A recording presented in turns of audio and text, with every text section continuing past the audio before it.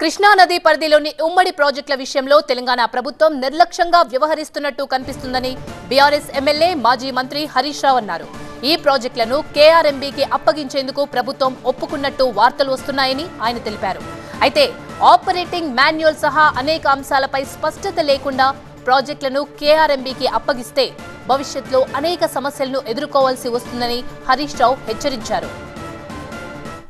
ఇప్పుడు ఒకవేళ ఈ కేఆర్ఎంబీ పరిధిలోకి ఈ అంశాలన్నీ తేలకుండా కేఆర్ఎంబీ పరిధికి పోతే మనకు చాలా నష్టాలు జరిగే అవకాశం ఉంది.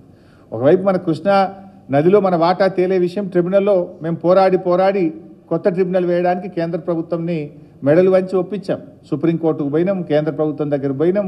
కేంద్ర ప్రభుత్వం వినకపోతే సుప్రీంకోర్టు గడప దొక్కినాం. మళ్ళీ కేంద్ర ప్రభుత్వం దిగొచ్చి మీరు కేసు విత్డ్రా చేసుకుంటే మేము ట్రిబ్యునల్ వేస్తామంటే కేసు విత్డ్రా చేసుకున్నాం.